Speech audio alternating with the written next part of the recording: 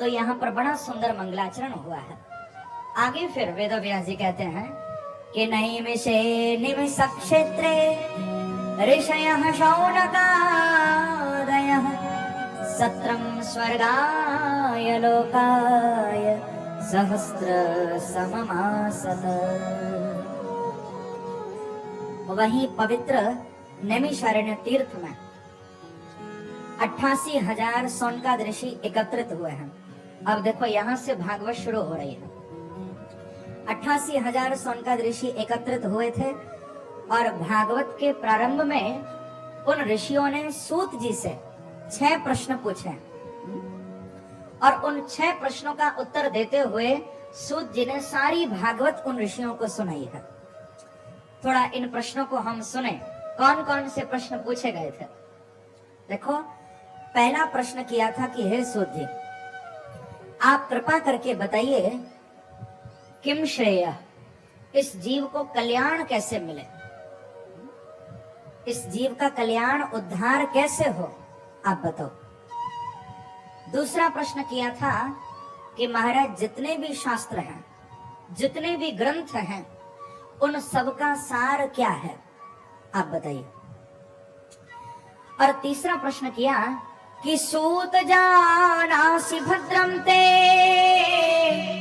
भगवान सात्वतां पतिः देवक्यां वसुदेवस्य जातो यस्य चिकीर्षया। हे सूत जी, आप हमें कृपा करके बताइए कि भगवान कृष्ण ने देवकी और वसुदेव के यहाँ अवतार क्यों लिया था, भगवान क्यों आए कृष्ण बनकर। ये तीसरा प्रश्न किया। चौथा प्रश्न पूछते हैं कि महाराज भगवान ने अब तक कितने अवतार लिए हैं, क्या उन अवतारों की कोई गिनती है। पांचवा प्रश्न किया कि भगवान ने कौन कौन सा अवतार लेकर कौन कौन सी लीलाएं की हैं, हम उन लीलाओं के बारे में भी सुनना चाहते हैं। और छठा प्रश्न बड़ा सुंदर किया है कि ब्रूहि योगेश्वरे कृष्णे ब्रह्मण्ये धर्मभर्मणि स्वान् काष्ठा मधुनोपेते धर्मः कं शरणं गतः। हे सूत जी, आप कृपा करके बताइए कि जब भगवान कृष्ण इस धरा का त्याग करके अपने परम धाम चले गए, तो भगवान कृष्ण के जाने के बाद धर्मः कं शरणं गतः, ये धर्म किसकी शरण में गया। ये 6 प्रश्न उन ऋषियों ने सूत जी से पूछा। अब देखो बंधुओं, इन प्रश्नों का उत्तर देने से पूर्व श्री सूत जी महाराज ने बड़ा सुंदर मंगलाचरण किया है। ये यहाँ भागवत का दूसरा मंगलाचरण हो रहा है। पहला किया वेद व्यास जी ने, अब दूसरा श्री सूत जी महाराज कर रहे हैं और अपने गुरुदेव सुखदेव जी के चरणों में प्रणाम कर रहे हैं।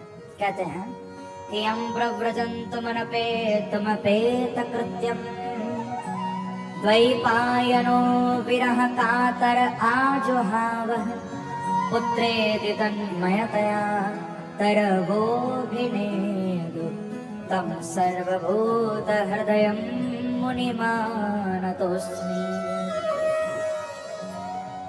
अपने गुरुदेव सुखदेव जी के चरणों में सूत जी ने प्रणाम किया है।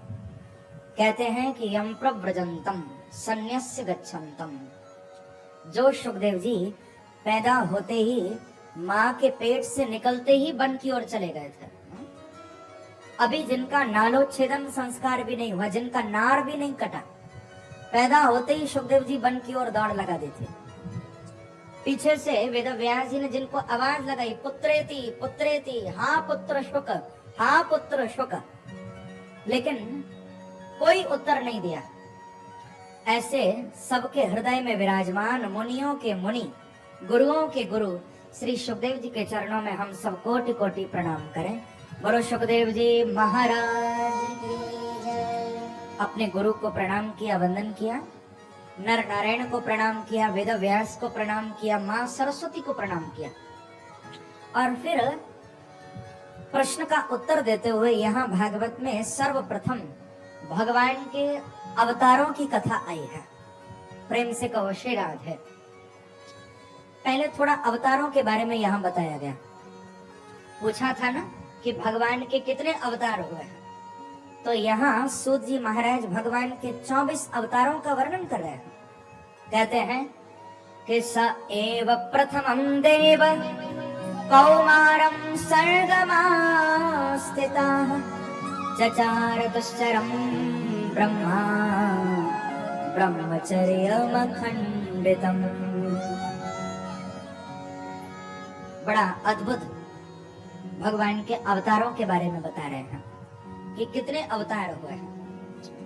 कहते हैं भगवान का जो अवतार हुआ है वो 4 रूप से हुआ। स एव प्रथमं देवः कौमारं सर्गमास्थितः। ब्रह्मा के 4 पुत्रों के रूप में भगवान ने अवतार लिया, सनक, सनंदन, सनातन और सनत कुमार। ये भगवान का पहला अवतार है, इसको ब्रह्मचर्य अवतार भी कहा गया। और दूसरा अवतार भगवान ने श्री नारद जी के रूप से लिया। तीसरा अवतार शौकरम बपु, 12 बन के भगवान प्रकट हुए थे। चौथा अवतार नर और नारायण के रूप से भगवान का हुआ। 5वां अवतार श्री कपिल भगवान के रूप से प्रभु प्रकट हुए। 6ठा अवतार श्री दत्तात्रेय जी महाराज का हुआ। 7वां अवतार रुचि प्रजापति के यहाँ यज्ञ बन के भगवान प्रकट हुए हैं। 8वें मेरु देव्याम, 8वां अवतार मेरु देवी के गर्भ से श्री ऋषभ देव के रूप में भगवान प्रकट हुए। 9वां पार्थवम वपु, 9वां अवतार पृथु रूप से भगवान का हुआ है। 10वां अवतार कमट बन के भगवान आए हैं, मत्स्य बन के भगवान आए हैं। राजा सत्यव्रत को प्रलय काल व्यतीत कराया था भगवान ने। ये मत्स्य अवतार 10वां अवतार है। 11वां अवतार कमठ अवतार, 12वां धनवंतरी और 13वां है मोहिनी अवतार। ये 3 अवतार सागर मंथन के समय हुए थे, कमठ, धनवंतरी और मोहिनी। इसी प्रकार से फिर 14वां जो अवतार हुआ है वो बड़ा अद्भुत है। अपने भक्त की प्रार्थना पर भगवान खम्भ से प्रकट हो गए थे, जिसको कहते हैं नरसिंह अवतार। 23वां अवतार बताया है बुद्ध अवतार, और 24वां अवतार जो भगवान का है वो अभी हुआ नहीं है। इस कलिकाल के अंतिम चरण में ये अवतार अभी होगा, जिसको कहते हैं कल्कि अवतार। बोलो कल्कि भगवान की जय। ये अवतार अभी शेष है, अभी हुआ नहीं है। इस कलिकाल की आयु बताई है 4,32,000 साल। इतना लंबा कलिकाल है, और उसमें से अभी केवल 5,500 साल निकले हैं। अभी बहुत लंबा कलिकाल पड़ा हुआ है। और उस कलिकाल के जब अंतिम 800 साल, 800 वर्ष जब रह जाएंगे, तब भगवान कल्कि बन के प्रकट होंगे। अभी बहुत समय बाकी। जब अधर्म एकदम अपने चरम पर होगा, तब भगवान कल्कि अवतार धारण करेंगे, ऐसा वर्णन आता है। आगे फिर उन ऋषियों ने सूत जी के चरणों में प्रश्न किया था कि गुरुदेव, आप थोड़ा कृपा करके बताइए कि कस्मिन युगे प्रवृत्तेयम स्थाने वा केन हेतुना। महाराज, हम जानना चाहते हैं कि इस भागवत को वेद व्यास जी ने कौन से युग में लिखा। कस्मिन युगे, किस युग में भागवत को लिखा गया, किस कारण से लिखा गया, किस स्थान पर बैठकर लिखा गया और किसकी प्रेरणा से लिखा गया, आप बताइए। तो बड़ा सुंदर सूत जी कह रहे हैं कि द्वापरे समनुप्राप्ते तृतीये युग पर्यये जातः पराशराद्योगी वासव्याम कलया हरे। देखो ऋषियों, द्वापर के अंत में सत्यवती के गर्भ से साक्षात पराशर जी के यहाँ वेद व्यास जी का जन्म हुआ था। आप लोग ध्यान पूर्वक सुनिए। ये वेद व्यास जी बड़े विद्वान हैं, भगवान के 17वें अवतार भी हैं। और इन्हीं वेद व्यास जी महाराज ने वेदों के 4 विभाग किए हैं, ऋग्वेद, यजुर्वेद, सामवेद और अथर्ववेद। वेदों को 4 विभागों में बांट दिया। संतोष नहीं हुआ तो फिर वेद व्यास जी ने 108 उपनिषदों को लिखा है।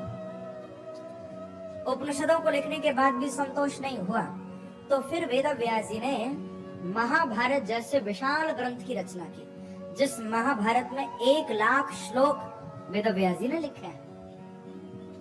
लेकिन उतने से भी संतोष नहीं हुआ तो फिर 17 पुराणों को और लिख दिया। लेकिन इतना कुछ लिखने के बाद भी वेद व्यास जी एक दिन अपने आश्रम पर बड़े उदास बैठे हुए थे, मन प्रसन्न नहीं था।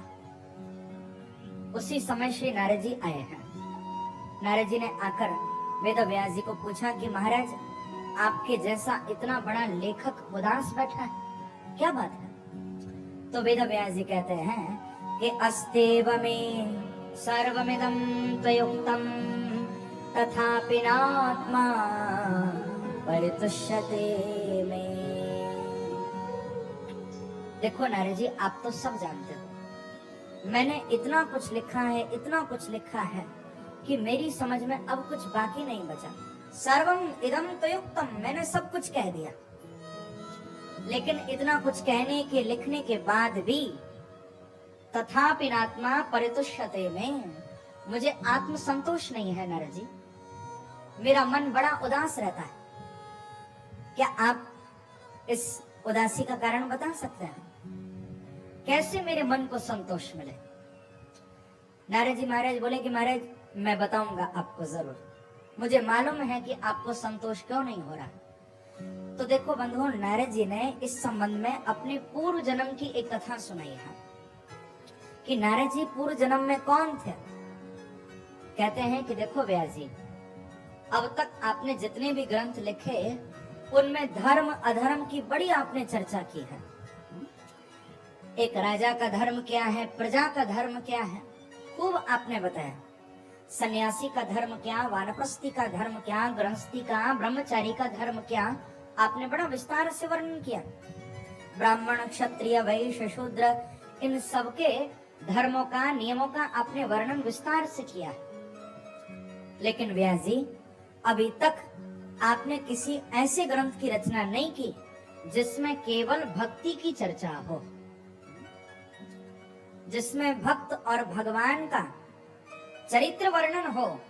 ऐसे किसी ग्रंथ को आपने नहीं लिखा अभी तक। मैं आपको अपने पूर्व जन्म की कथा सुनाता हूँ। नारद जी बड़ा सुंदर कह रहे हैं कि अहम पुरातीत भवे भवमुने दास्यास्तु कस्याश्चन वेदवादिनां निरूपितो बालक एव योगिनां शुश्रूषणे प्रावृषे निर्विवक्षता। नारद जी कहते हैं कि व्यास जी, पूर्व जन्म में मैं वेदवादी नामक ब्राह्मणों की दासी का बेटा था। व्यास जी, मेरी माँ घर घर जाकर लोगों के झूठे बर्तन मांजा करती थी। इतना मेरे जीवन में गरीबी थी। मैं 5 वर्ष का छोटा सा बालक था। मेरी माँ लोगों के झूठे बर्तन मांजती थी, लोगों के घर की सफाई किया करती थी और उसी से जो कुछ मिलता हमारे परिवार का पालन पोषण हुआ करता था। लेकिन व्यास जी, एक बार हमारे गांव में कुछ संत पधारे चातुर्मास करने के लिए, और संत रोज बड़ा सुंदर सत्संग किया करते थे। मैं अपनी माँ के साथ रोज सत्संग में जाया करता था।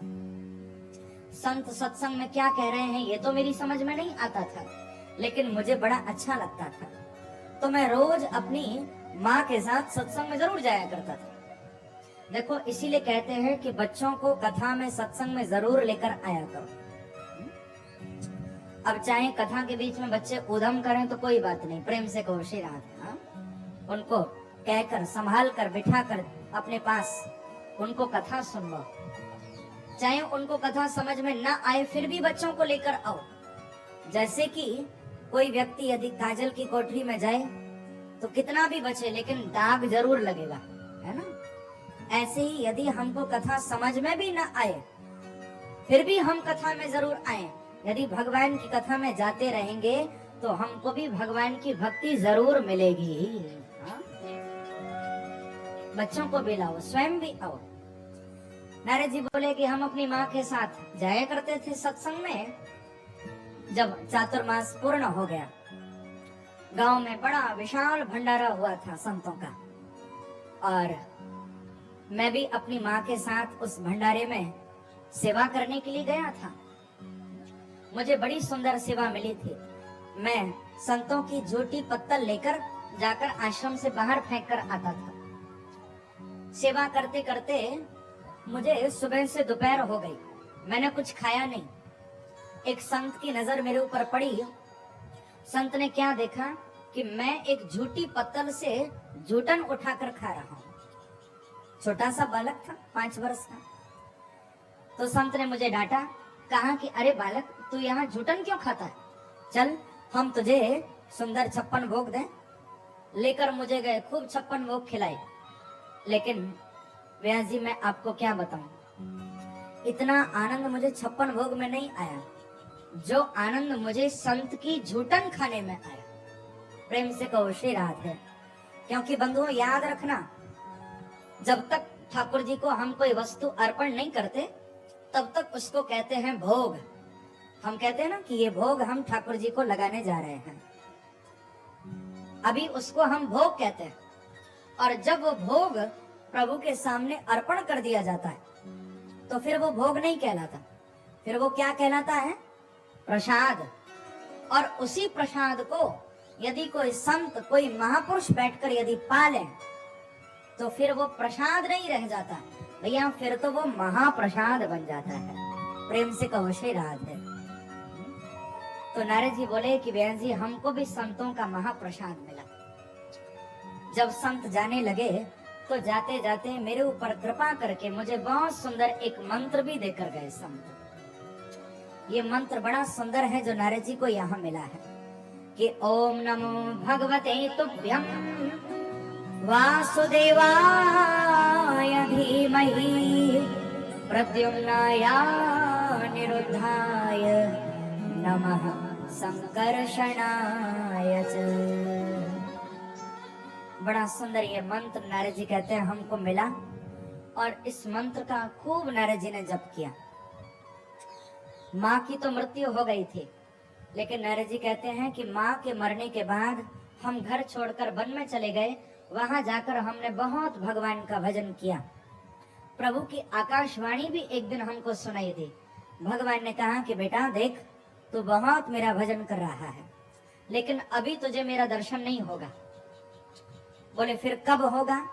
तो भगवान कहते हैं कि अगले जन्म में तुझे मेरा दर्शन होगा। हंतास्मन जनमनि भवान मामाम दृष्टुमिहारहति अविपक्व कषायाणाम दुर्दर्शोहम कुयोगिनाम। बेटा अभी तेरी जो भक्ति है वो अविपक्व है, अभी कच्ची है तेरी भक्ति। अभी तू खूब मन लगाकर भजन कर, अगले जन्म में तुझे मेरा दर्शन होगा। आज यदि किसी से कहो कि अगले जन्म में भगवान मिलेंगे तो वो व्यक्ति कहेगा कि महाराज फिर भजन भी अगले जन्म में ही करेंगे, अभी से भजन करके क्या होगा? जब अगले जन्म में ही भगवान मिलेंगे तो भजन भी बाद में ही करेंगे। लेकिन नारद जी कहते हैं व्यास जी हमने ऐसा नहीं किया, हमने और निष्ठा से भगवान का भजन किया। जब काल के प्रभाव से मेरा शरीर छूटा तो देखो भगवान की कृपा, ये भगवान के भजन की ही महिमा है कि कहा तो मैं एक दासी का बेटा था, लेकिन अब मेरा जन्म ब्रह्मा के पुत्र नारद के रूप में हो गया है। बोलो नारद जी महाराज की जय। ये भगवान के भजन की महिमा जो मैं ब्रह्मा का पुत्र बन गया। और व्यास जी आप मेरे हाथ में जो वीणा देख रहे हो ना, ये वीणा कोई साधारण नहीं है। नारद जी के हाथ में हमेशा वीणा होती है ना।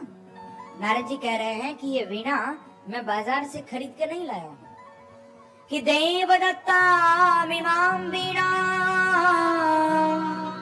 स्वर ब्रह्म विभूषितां मूर्छित्वा हरिकथा गायमानश्चराम्यहम्। व्यास जी ये वीणा मुझे स्वयं नारायण ने दी है, ये वीणा मुझे भगवान से मिली है। एक प्रसंग आता है बंधुओं, नारद जी एक बार बड़ा मस्ती से कीर्तन करते हुए भगवान के वैकुंठ पधारे। ध्यान देकर सुनना। नारद जी वैकुंठ पहुंचे, खूब मस्ती से भगवान का कीर्तन गाया, खूब झूमे, खूब नाचे। अब भगवान भी बड़े प्रसन्न हो गए। भगवान ने नारद जी को कहा कि बेटा नारद, आज तो तूने बड़ा सुंदर कीर्तन गाया, बड़ा सुंदर तूने मेरा नाम गाया, खूब तू झूमा, खूब तू नाचा। बेटा तुझे कुछ चाहिए तो मेरे से मांग ले। नारद जी को भगवान ने पूछा तो नारद जी बोले कि प्रभु मुझे तो एक ही वस्तु चाहिए बस। बोले मांग क्या चाहिए? बोले आपके बगल में जो लक्ष्मी माता बैठी है ना प्रभु, आप कृपा करो तो लक्ष्मी माता के हाथ में जो वीणा लग रही है, ये वीणा आप मुझे दे दो। ये वीणा यदि मुझे मिल जाएगी तो फिर मैं इस वीणा को बजा बजा कर आपका नाम गाया करूंगा। भगवान ने जब ये बात सुनी, भगवान ने तुरंत लक्ष्मी जी से वीणा ली और नारद जी को वीणा दे दी। जा बेटा खूब मेरा नाम गा। अब नारद जी तो वीणा लेकर चल दिए, लेकिन जब भगवान ने लक्ष्मी जी की ओर देखा तो क्या, लक्ष्मी जी प्रभु की ओर देखकर लाल लाल आंखें निकाल रही हैं, गुस्से में देख रही हैं। भगवान ने पूछा कि हे लक्ष्मी मैया क्या बात हो गई, आज अपने पति की ओर देखकर लाल लाल आंखें क्यों? लक्ष्मी जी बोलेंगी प्रभु आप बहुत बुरे हो। अरे मेरी वीणा आपने मेरे से पूछा भी नहीं, बिना पूछे छीनकर आपने मेरी वीणा नारद को दे दी। एक बार मेरे से पूछ तो लेते। तो भगवान बोले कि लक्ष्मी जी ये तो बड़ी कृपा समझो, जो नारद ने वीणा ही मांगी, तुमको नहीं मांगा। यदि वो तुमको मांगता तो आज मैं तुम्हें भी उठा कर दे देता। प्रेम से कहो श्री राधे। अरे मेरा भक्त मेरे से कुछ मांगे और मैं मना कर दूं, ये कैसे हो सकता है? तो कहने का अभिप्राय बंधुओं, नारद जी को ये जो वीणा मिली है ये स्वयं भगवान ने दी है और नारद जी इस वीणा में भगवान का ही नाम गाते हैं। लेकिन ये वीणा केवल नारद जी को ही नहीं मिली है, ये वीणा हम सबको भी मिली है। प्रेम से कहो श्री राधे। आप कहेंगे महाराज हमको तो कोई वीणा नहीं मिली। देखो ये शरीर क्या है, ये शरीर हमको किसने दिया है? ये शरीर भगवान ने ही तो दिया। तो बंधुओं हमारा ये शरीर ही वीणा है, ये भगवान ने शरीर दिया है। और जैसे वीणा में तार होता है ना, तो इस शरीर रूपी वीणा में हमारा मन ही तो वो तार है।